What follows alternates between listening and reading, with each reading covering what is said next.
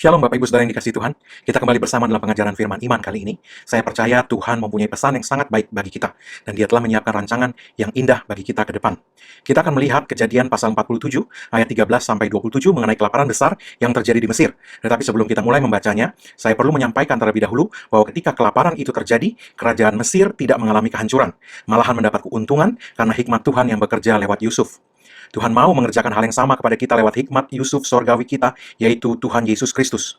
Minta hikmatnya bekerja lewat kita, dan Tuhan dapat membuat kita juga mengalami keuntungan di masa kelaparan seperti pada zaman Yusuf dahulu. Mari kita buka Kejadian 47, ayat 13-27. Dikatakan demikian, di seluruh negeri itu tidak ada makanan, sebab kelaparan itu sangat hebat, sehingga seisi tanah Mesir dan tanah Kanaan lemah lesu karena kelaparan itu. Maka Yusuf mengumpulkan segala uang yang terdapat di tanah Mesir dan di tanah Kanaan, yakni uang pembayar gandum yang dibeli mereka, dan Yusuf membawa uang itu ke dalam istana Firaun. Setelah habis uang di tanah Mesir dan di tanah Kanaan, datanglah semua orang Mesir menghadap Yusuf serta berkata, "Berilah makanan kepada kami, mengapa kami harus mati di depanmu, sebab tidak ada lagi uang." Jawab Yusuf, "Jika tidak ada lagi uang, berilah ternakmu, maka aku akan memberi makanan kepadamu sebagai ganti ternakmu itu." Lalu mereka membawa ternaknya kepada Yusuf, dan Yusuf memberi makanan kepada mereka ganti kuda, kumpulan kambing domba, dan kumpulan lembu sapi serta keledainya. Jadi disediakannya lah bagi mereka makanan ganti segala ternaknya pada tahun itu. Setelah lewat tahun itu, datanglah mereka kepadanya pada tahun yang kedua, serta berkata kepadanya, "Tidak usah kami sembunyikan kepada tuanku, bahwa setelah uang kami habis dan setelah kumpulan ternak kami menjadi milik tuanku, tidaklah ada lagi yang tinggal yang dapat kami serahkan kepada tuanku, selain badan kami dan tanah kami. Mengapa kami harus mati di depan matamu, baik kami maupun tanah kami? Belilah kami dan tanah kami sebagai ganti makanan, maka kami dengan tanah kami akan menjadi hamba kepada Firaun. Berilah benih supaya kami hidup dan jangan mati, dan supaya tanah itu jangan menjadi tandus." Lalu Yusuf membeli segala tanah orang Mesir untuk Firaun, sebab orang Mesir itu masing-masing menjual ladangnya, karena berat kelaparan itu menimpa mereka. Demikianlah negeri itu menjadi milik Firaun, dan tentang rakyat itu, diperhambakannya lah mereka di daerah Mesir dari ujung yang satu sampai ujung yang lain. Hanya tanah para imam tidak dibelinya, sebab para imam mendapat tunjangan tetap dari Firaun, dan mereka hidup dari tunjangan itu. Itulah sebabnya mereka tidak menjual tanahnya. Berkatalah Yusuf kepada rakyat itu, "Pada hari ini, aku telah membeli kamu dan tanahmu untuk Firaun. Inilah benih bagimu supaya kamu dapat menabur di tanah itu. Mengenai hasilnya, kamu harus berikan 1/5 bagian kepada Firaun, dan yang 4 bagian lagi itulah menjadi benih untuk ladangmu dan menjadi makanan kamu, dan mereka yang ada di rumahmu, dan menjadi makanan anak-anakmu." Lalu berkatalah mereka, "Engkau telah memelihara hidup kami, asal kiranya kami mendapat kasih Tuanku, biarlah kami menjadi hamba kepada Firaun." Yusuf membuat hal itu menjadi suatu ketetapan mengenai tanah di Mesir sampai sekarang, yakni bahwa 1/5 dari hasilnya menjadi milik Firaun. Hanya tanah para imam tidak menjadi milik Firaun. Maka diamlah Israel di tanah Mesir, di tanah Goshen, dan mereka menjadi penduduk di situ. Mereka beranak cucu dan sangat bertambah banyak. Bapak Ibu Saudara yang dikasih Tuhan, kita melihat dari ayat-ayat ini, karena hikmat yang bekerja pada Yusuf, kerajaan Mesir yang semestinya hancur karena kelaparan yang sangat besar yang terjadi saat itu, malahan menjadi semakin kaya, semakin makmur, dan sistem keuangan mereka mengalami kemajuan yang luar biasa. Rakyatnya yang seharusnya binasa kelaparan terselamatkan, dan di akhir masa kelaparan itu, mereka semua beroleh benih untuk dapat kembali menabur dan beroleh penghasilan. Karena hikmat Yusuf, orang Israel juga mengalami kemajuan yang luar biasa. Bapak Ibu Saudara yang dikasih Tuhan, dalam Yeremia 17 ayat 7-8 dikatakan, "Diberkatilah orang yang mengandalkan Tuhan, yang menaruh harapannya pada Tuhan. Ia akan seperti pohon yang ditanam di tepi air, yang merambatkan akar-akarnya ke tepi batang air, dan yang tidak mengalami datangnya panas terik, yang daunnya tetap hijau, yang tidak khawatir dalam tahun kering, dan yang tidak berhenti menghasilkan buah." Tidak mengalami datangnya panas terik. Ini yang Tuhan mau kerjakan kepada kita. Ayat ini berkata, panas terik datang, akan tetapi mereka yang mengandalkan Tuhan tidak mengalaminya. Mengapa Tuhan mau mengerjakan ini buat kita? Karena Dia mengasihi kita. Tuhan mau memelihara kita dan menunjukkan kebaikan serta menggenapi janji-janjinya dalam hidup kita. Ketika kita memandang kepada Tuhan dan melihat kebaikannya, termanifestasi dalam hidup kita, dunia akan melihat kebaikan Tuhan yang bekerja dalam hidup kita itu. Mereka akan tertarik untuk datang kepadanya. Sayangnya, banyak juga anak-anak Tuhan yang meragukan atau tidak dapat melihat kasih Tuhan kepada mereka. Dan mereka tidak mempercayai bahwa Tuhan memiliki rancangan yang baik buat mereka. Sekalipun di tengah keadaan yang kelihatannya tidak baik, kita tidak dapat mengalami terobosan dengan mencoba menarik firman Tuhan ke level pengalaman hidup kita dan menggunakannya untuk membenarkan keadaan di mana kita sedang berada. Sebaliknya, kita perlu firman Tuhan menunjukkan kepada kita level yang sebenarnya di mana Tuhan mau hidup kita berada, dan mengizinkan firman Tuhan itu membawa pengalaman hidup kita naik ke level yang ditunjukkan firman Tuhan itu. Adalah sangat menggoda untuk berkata bahwa memang sudah sewajarnya kita mengalami suatu hal, sebab semua orang juga mengalaminya. Memang semua sedang sepi, semua kekeringan, semua kekurangan. Tapi apa yang dikatakan firman Tuhan sebenarnya? Apa yang firman Tuhan katakan telah disediakan Tuhan untuk kita? Izinkan firman Tuhan mengubah pikiran kita untuk dapat melihat level pengalaman hidup yang sebenarnya. Tuhan katakan Dia telah sediakan bagi kita. Izinkan firman Tuhan itu menyelaraskan iman kita, menjadi sesuai dengan apa yang Tuhan telah katakan, dan menggerakkan kita untuk bertindak sesuai dengan firman itu, dan membuat pengalaman hidup kita menjadi sesuai dengan perkataan Tuhan itu. kita perlu mendengar firman Tuhan yang menunjukkan apa yang Tuhan telah janjikan dan sediakan bagi kita. Firman yang di atas situasi natural kita, itu yang kita perlu dengar. Sebab firman Tuhan seperti itulah yang akan membawa kita naik ke level kehidupan yang sesuai dengan janji-janji Tuhan, yaitu kehidupan yang di atas situasi natural. Mazmur 91 berkata, walau 1.000 orang rebah di sisiku dan 10.000 di sebelah kananku, hal itu tidak akan menimpa aku. Itulah yang Tuhan kerjakan buat kita. Itulah yang Tuhan mau lakukan untuk kita. Level kehidupan di atas situasi natural. Menerima keadaan kita sebagaimana adanya akan membuat kita terjebak di sana. Menerima perkataan Tuhan yang ada di atas situasi natural akan membawa kita juga berjalan di atas situasi natural itu.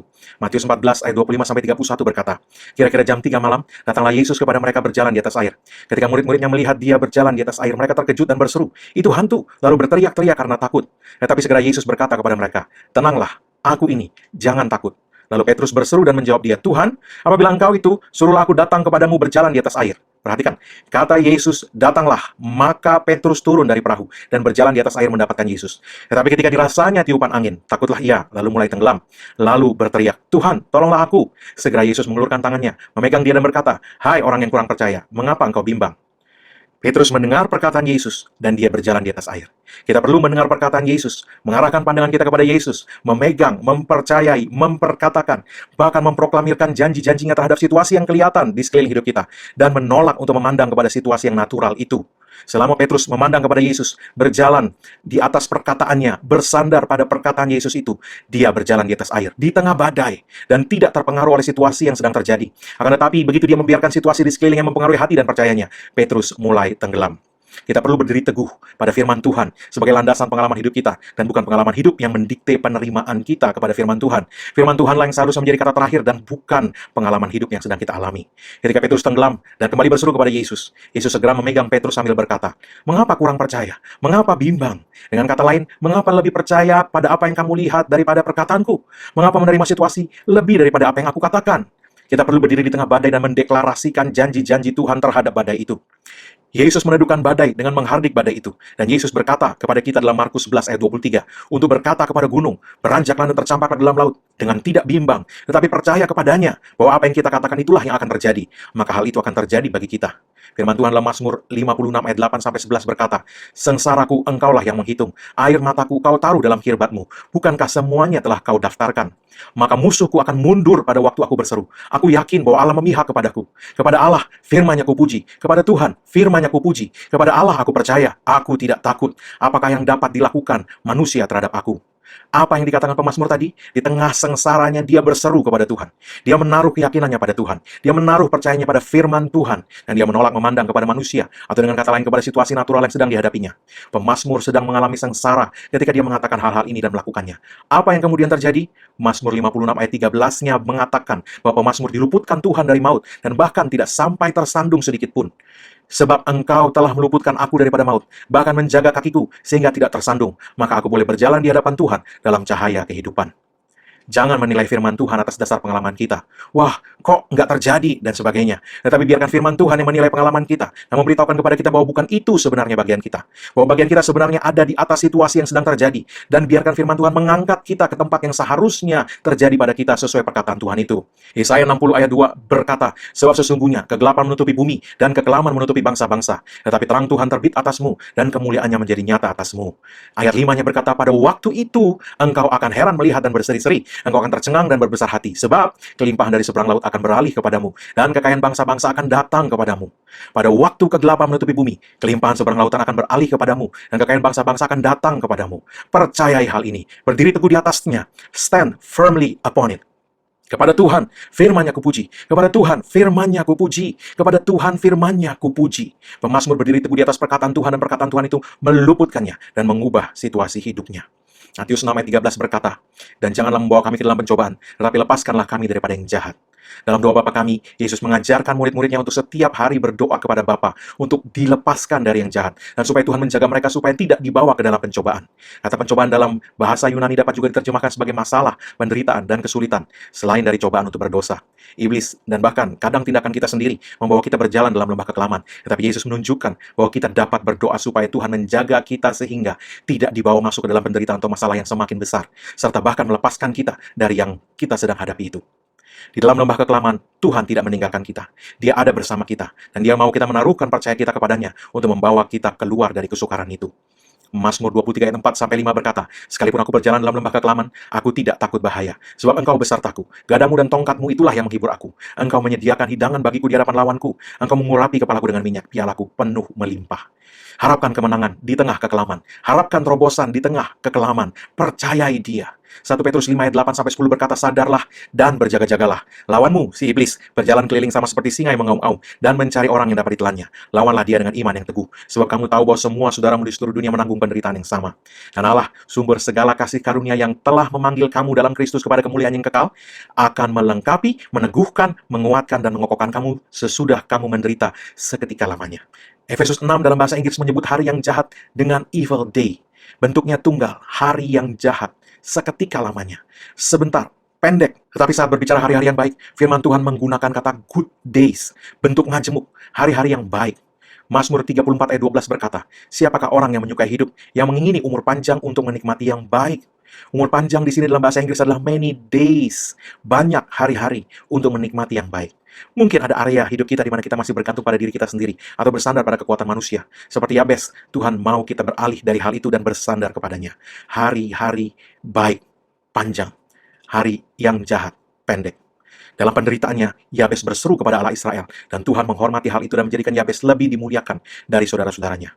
Jika Anda sedang dalam masalah atau kesulitan, bersiaplah untuk pemulihan yang akan datang kepadamu. Anda tidak akan keluar dari masalah dalam keadaan yang sama. Setelah menderita seketika, firman Tuhan dalam 1 Petrus 5 ayat 10 tadi berkata, kita akan menjadi lebih kuat, kokoh. Dalam bahasa Inggris juga dipakai kata perfect, menjadi sempurna. Itulah yang firman Tuhan janjikan. Dalam keuangan, dalam kesehatan, dalam rumah tangga, kita menjadi lebih kuat, kokoh, dan sempurna. Ketika Anda berdoa, janganlah membawa kami ke dalam pencobaan, tapi lepaskanlah kami daripada yang jahat. Milikilah keyakinan bahwa Tuhan mau membawa engkau keluar dari masalah. Melewati masalah itu, ada masa depan yang gilang gemilang. Akhirnya, jagalah mulut Anda. Percayalah Tuhan, dan katakanlah, karena apa yang Yesus sudah lakukan bagiku di kayu salib, umur panjang untuk menikmati yang baik adalah bagianku. The best is yet to come. Yang terbaik sedang datang ke dalam hidupku. 1 Petrus 3 ayat 10 berkata, "For he that will love life and see good days, let him refrain his tongue from evil, and his lips that they speak no guile." Dalam bahasa Indonesia dikatakan siapa yang mau mencintai hidup dan mau melihat hari-hari baik, ia harus menjaga lidahnya terhadap yang jahat dan bibirnya terhadap ucapan yang menipu. Jaga mulut Anda. Jangan katakan, di depan masih ada masa hari-hari yang buruk. Harapkan yang baik. Percayai Tuhan dan janjinya. Deklarasikan perkataannya di hadapan masalahmu. Dan katakan, karena Yesus, the best is yet to come. Amin. Bapak Ibu saudara yang dikasihi Tuhan, mari angkat kedua tangan di hadapan Tuhan. Saya mau berdoa.